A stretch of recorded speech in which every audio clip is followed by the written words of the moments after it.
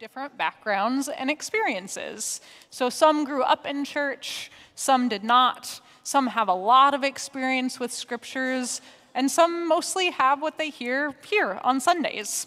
So as a way of getting to know each other and taking the temperature of folks here, we want to get a sense of where folks are in the room when it comes to comfortability and familiarity with scriptures.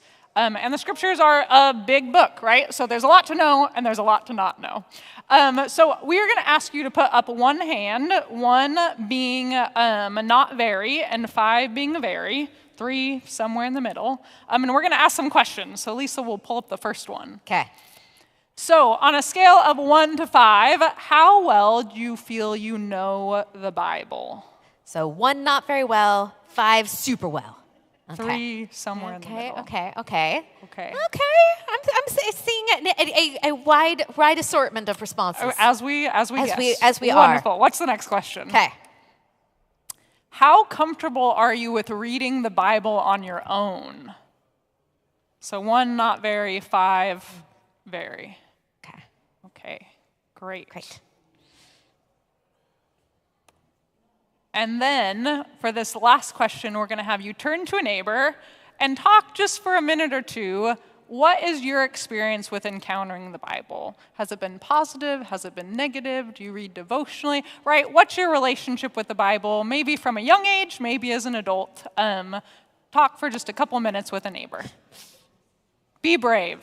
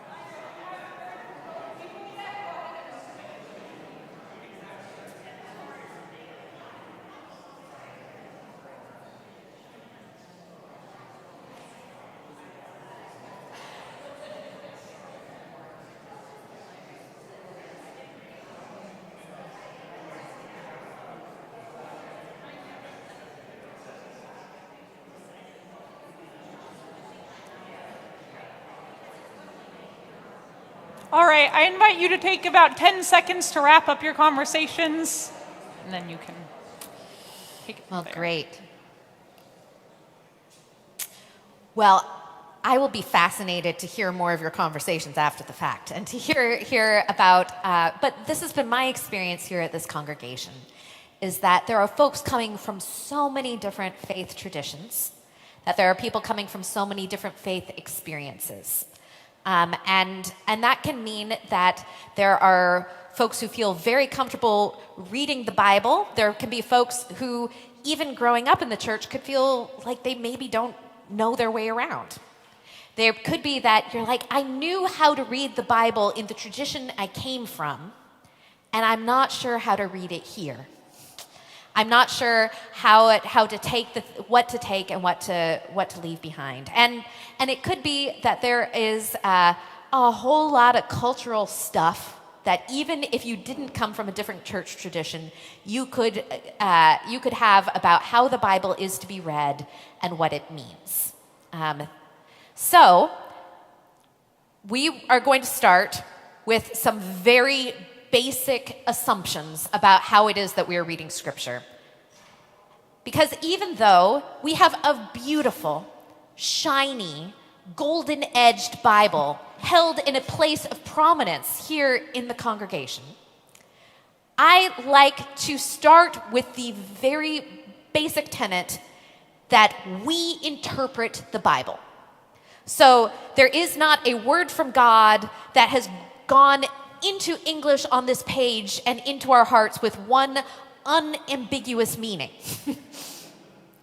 But instead, anytime we look at Scripture, we are in the act of interpreting.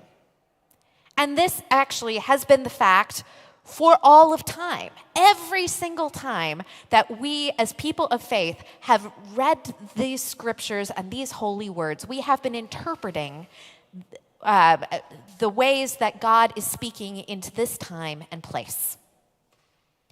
And this is part because, in case, just as this is a book in English, we know that the Bible was not written in English.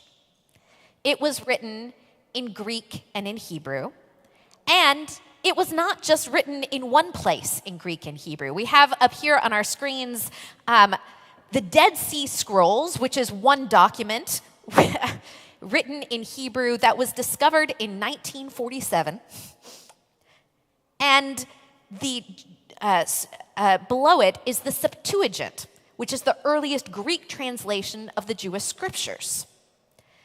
This was, up to that date, the earliest text that we had. And so even if you're looking at interpreting scripture, there is a complexity of historical documents.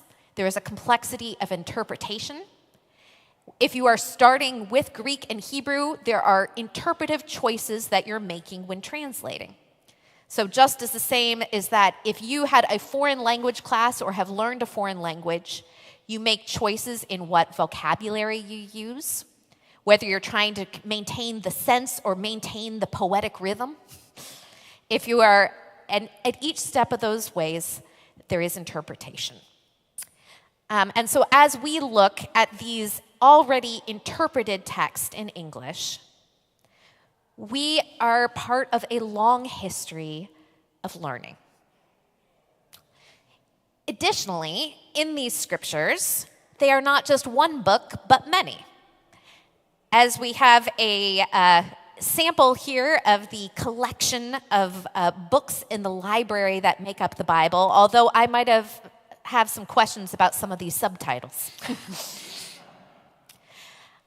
As we read these different books of the Bible in different times and places, each of which comes with a different way of learning and interpretation. You would read a sentence differently in a history than you would in a short story, than you would in a poem, than you would in a letter. And so as we are reading these scriptures, having a sense of genre, of context, and where these are written can also change how we read them. In the same way, where we are at changes as well. I remember, has anyone read The Hunger Games? So I was reading this and going, well, this is not a recommendation, by the way. It's very violent, right?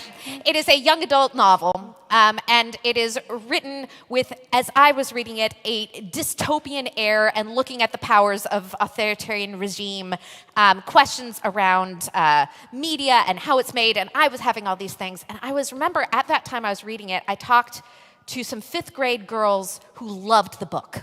I'm like, really? And they said, yeah, we love this book because there is a heroine who is an excellent archer and has 2 boys who like her and is trying to figure out how she's going to be herself. And I'm like, are we reading the same book? You could make a case for both of those readings, right? But because of where we were at in different points in our life, the stories spoke in different ways. And I've had this experience over and over and over again in my life, that the exact same book at a different point in my life speaks in a different way. Or, for example, if I have letters from my grandmother, right?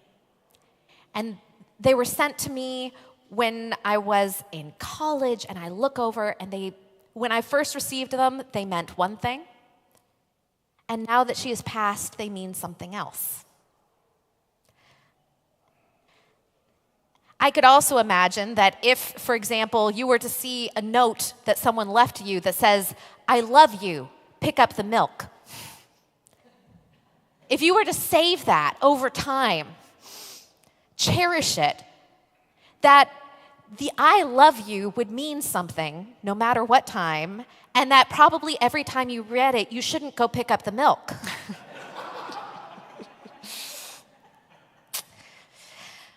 So as we are reading these scriptures, there are these beautiful pieces that can speak in different ways, that are so powerful, that are life-changing. And there is so much complexity here.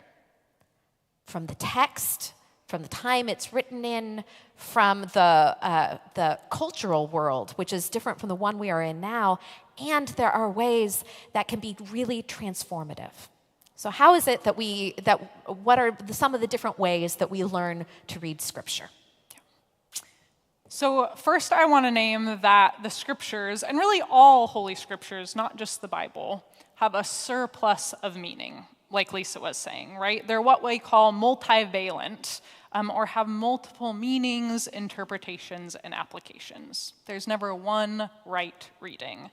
And they're texts that speak to the human experience and our encounter with the divine in such a way, just like Lisa was saying, right? In every season and age, new meaning can be made from them.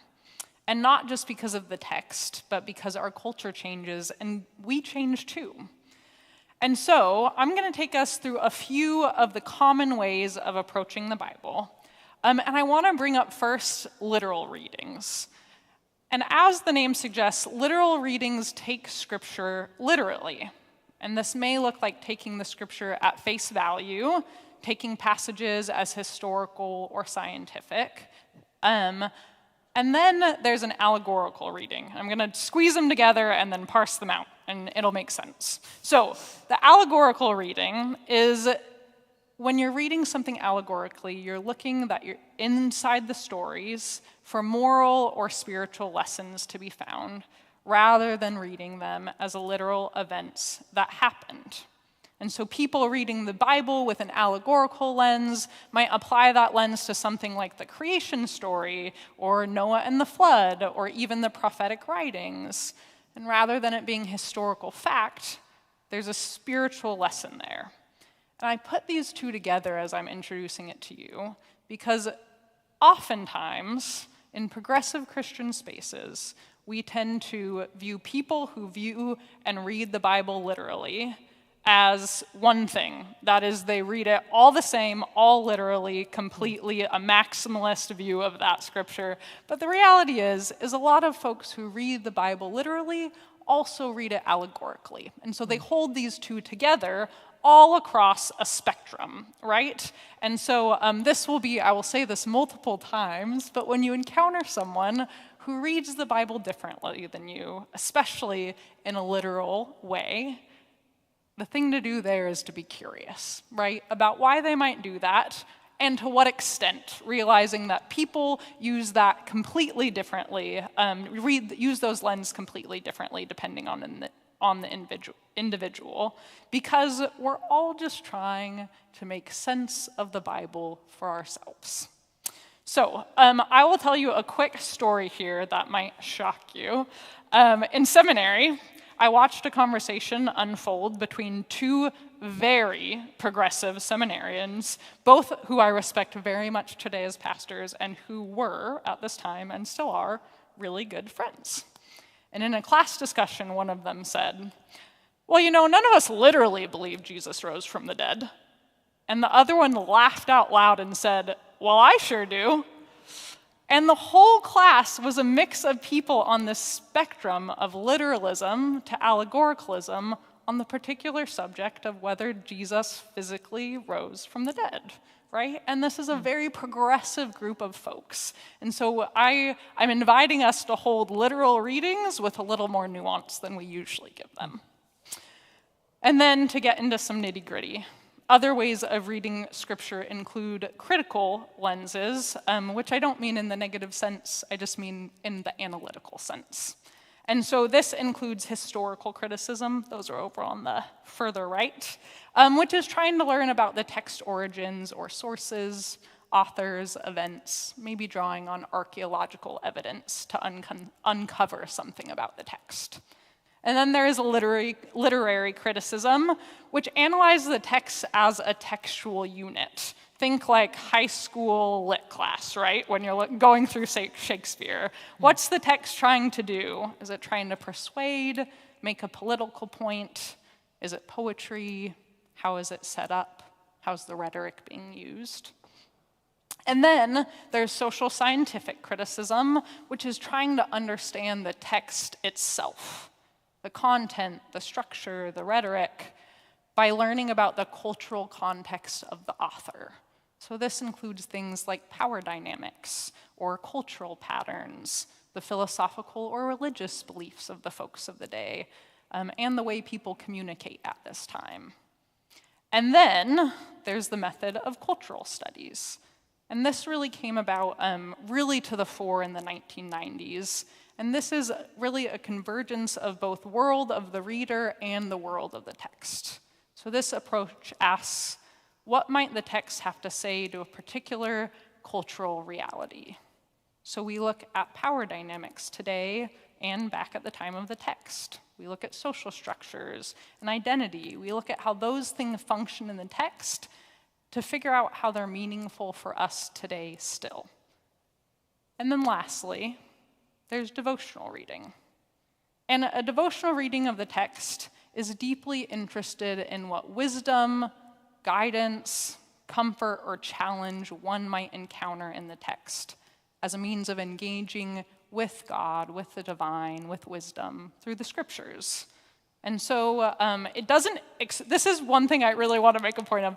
Devotional reading doesn't exclude all of these critical ways. You can still bring them to your devotional reading, but it can also look like simply prayerfully reading through the text and seeing what emerges for you in that moment, that day, that season. And it might look like placing yourself inside the scene of the story, or maybe even just really sitting with one or two verses and seeing what comes up for you. Seeing what truth or reflection emerges. And these are all, I want to name, holy ways of engaging with Scripture. So that was a lot of nitty-gritty, so go for it, Lisa. Because we wanted to also share, just as a potential framework for consideration, a way of looking at Scripture called the Wesleyan Quadrilateral.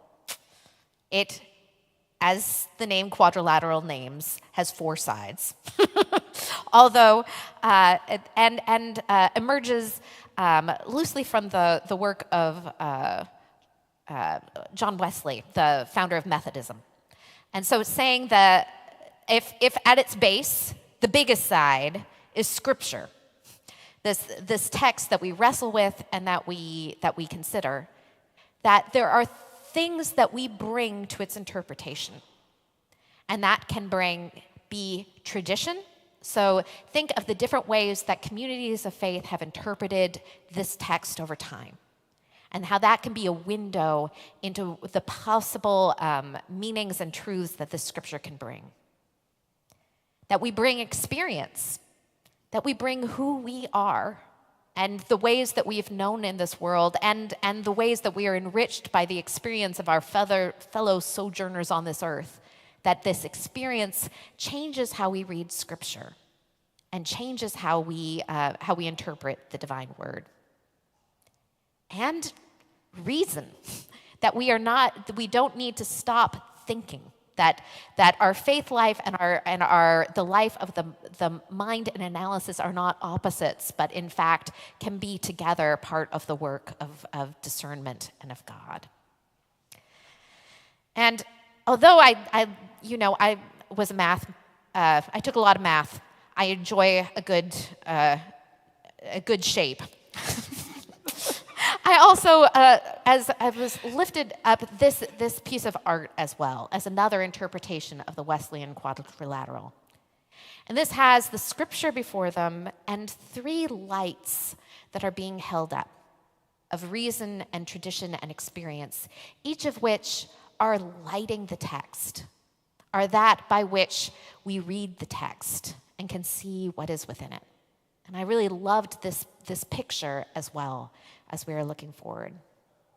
Because as we're naming, as Pastor Stevie named, that the text is multivalent, that there is so many different readings, there are so many different words that are coming from this text. And so as we are looking at that, saying, how is it that I choose between them, right? Recognizing that we're always going to come with our full selves, our full mess of humanity. that within that there is also boundaries around that. And so that might be, how do you know if something is outside of the interpretations? What is an interpretation that, if there are many faithful interpretations, what is maybe not? And for me, I look at that with the greatest commandment, saying, Jesus said, what is the greatest commandment? To love the Lord your God with all your heart, soul, and strength, and love your neighbor as yourself. And so if there is an interpretation of Scripture that is outside of that does not help me love neighbor or love myself and my God, then that is a time for further study and interpretation. To say, how is it that there is a different reading in this Scripture that helps me to love God and neighbor? And I put it to you that we're all gathered here not because the Bible is such an easy, wonderful text, right? It's because there's really hard parts about it that are scary. And so when we talk about interpretation, so often these come up because there are parts of the Bible that you read, at least I'll use I language. There are parts of the Bible I read and am horrified by, right? And so we figure out how to faithfully interpret, faithfully read the hard texts. And so there's this framework, right, for what do we do with difficult texts. And I want to, even before I go through it, say, for me, I approach Scripture at different times with different lenses for difficult texts because I'm a human, right? And so, right, there's acceptance. It's true whether we like it or not. This is true of a lot of literal readings, right? And I think this is, I'll say for myself, I was raised in a lot more of a literal reading background, and I have had to move from that one. And avoidance is that flip side, right? It must be there for a reason. So I'm just not going to look at it. I'm going to trust it's there for a reason.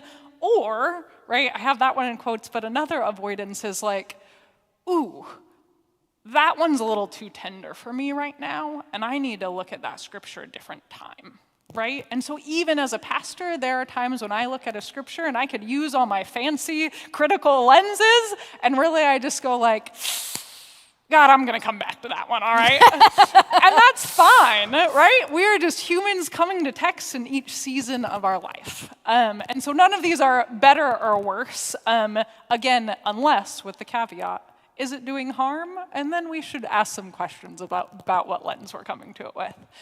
So apologetics is contextualized with critical methods that we talked about, doing that research, figuring out how it makes sense, how it might be still a liberative thing to read in this season. Omission is often ignoring that story, and so our lectionary does a good job of this. So our lectionary is a set of readings. It leaves out a lot, and it's a lot of the hard stories, right? And so sometimes your pastors choose to go off lecture, most of the time, but very intentionally to bring some of those difficult stories that still have liberative readings. There's the opting out, which is a lot of folks who grew up in religious spaces and have encountered these hard parts of the Bible and said, like, actually, no thanks. That doesn't have anything to say to me. I'm not going to read it anymore. And again, in certain seasons, it's okay to say, I need a bit of a break from this. And then lastly, argumentation. And it cut off a little bit about what I said. But this is, Lisa and I talk about, and often pastors talk about, arguing against the text. So we go up, and we preach a sermon, and we say, I've done my good critical work, and it turns out that I've come to the belief that this does not speak to the God that reveals themselves to us through the whole arc of the Scripture. This just isn't the God we choose to worship. And so that would be the argumentation against it, right? So sometimes with apologetics, you just can't get there. You just have to say, this story, what it's saying about God, I don't believe about God. And that's a faithful way to do it too, but it does require that you do your good work in terms of your critical readings, your deeper dive into it. Lisa, do you have anything to add on any of those? No? No. Okay.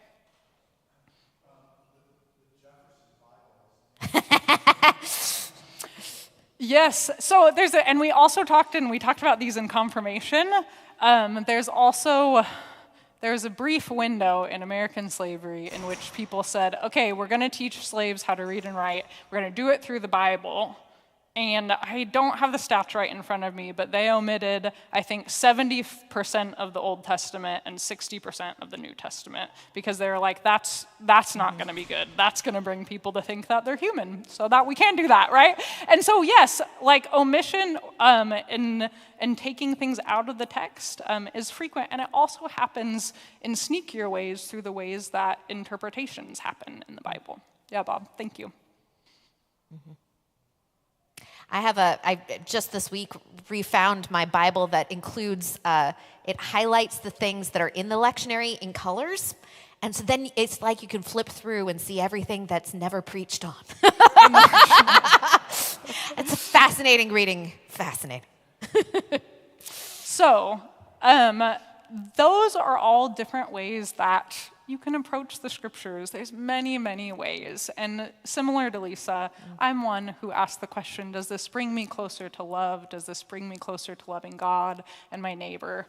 And even Barbara Brown Taylor, who's an Episcopal priest, says, God never asked me to love my religion, but God has asked me to love my neighbor. And so is the way that I'm approaching my religion helping me further towards that, which I think is a really poignant way of putting it. And so, similarly, this church over the last year, I think, especially in some of the Q&As, there's been a lot of worry and curiosity around Christian nationalism. And so I bring this up because I think, again, I'll use I language. Sometimes when I look out at the United States of America and I see all of the different ways of Christianity, those include ways of reading the Bible as the base, often, of where their beliefs come from. And it is easy for me to get defensive and to get angry and to get righteous indignation, I think, for these systems, and then I can project that onto individuals. And so this is just, again, my own spiritual practice of curiosity. When you meet a person who has a different way of viewing the Bible as you, being able to say, I wonder who taught them that. Because we're all taught ways of reading the Bible, of encountering the Bible. I wonder how they were taught. I wonder what they're bringing to that. I wonder how and if that's serving them. And so being able to be curious, like genuinely curious about these things for folks in order to build a relationship, and then also being able to be curious with ourselves. How are we interpreting the Bible? Is it still liberative and life-giving for us? But really trying to move beyond this thought of one correct way to approach the Bible, and instead saying, if this isn't causing harm, maybe I can just let that person believe that thing and be okay with it. If it's not causing harm, right, as we're doing our internal work, is it still serving me? Is it drawing me closer to God? And so being careful in the ways we parse out harm from simple difference of reading. So for me, I'll name as your pastor, it's really hard. I get really angry. But it has been a good spiritual practice to really be truly curious about other ways of reading the Bible. Yes. Oh, we've got questions. Yeah.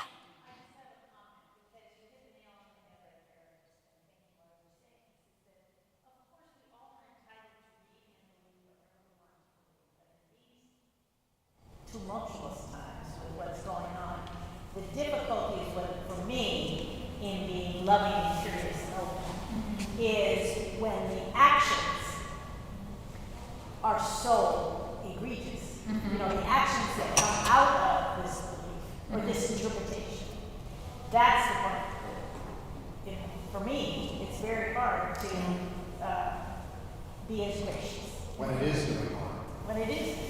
Yeah, right? So I'll say for folks online who couldn't hear that, Susan was saying that it's really hard when the actions that come out of those interpretations are really doing harm. And I can't agree more. And I think those are one of those things that we in community, like, how do we hold that faithfully? How do we, from our interpretations of the Bible, work towards justice, work against that harm? And I think being able to hold ourselves in integrity as examples of different ways of reading scriptures that are liberative, that are life-giving, like that is, I think that is such a gift to be able to say, we too are Christians. We hold these same scriptures. We read them differently. And we're going to stand in integrity with that and not falter, right? And I think that's why, I think Lisa and I really share this. Part of the reason why we love scripture so much is, one, it's really interesting, really, really wonderful, but also, like, folks perpetrating that harm, they know their scripture well. They're not reading it the same as us. But if we don't know our scripture and don't actually we can't actually say with integrity, there are liberative ways of reading this, it helps us move forward with hope and centeredness when we are grounded in our tradition. And the scriptures are such a big part of our tradition. Yeah. Well, and I'm echoing all of that and naming, if you're in a place of trust with someone who reads scripture differently, and that can be a place of conversation, that could be a really interesting opening. Naming how they read scripture, what does that mean for them? What does that look like in their experience? And being able to name in your experience what that looks like. I believe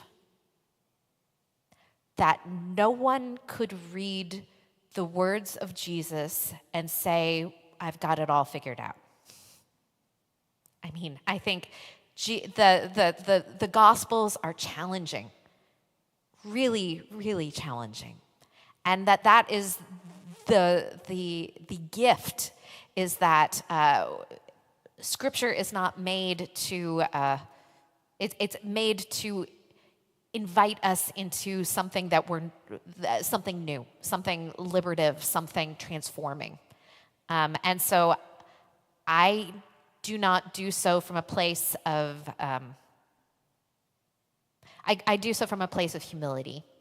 And I wonder what would happen if we were better able to bring that humility before something that is bigger than us into our wider world and conversations. Yeah, and right, we can hold that humility, we can hold curiosity, and also say no, that's just wrong and harmful. I think all of those can exist together, but I think it's really hard and no one models it for us, so we get to figure it out together. Yeah. Well, and speaking of figuring it out, okay, now is our moment. If you're like, that was lovely, thank you so much, you are free to leave at this moment. If you're saying, you know what I would really love to do is explore ways that we could study scripture in the church. I know that there is do you want to introduce some of the options? Is Judith here? Judith was here.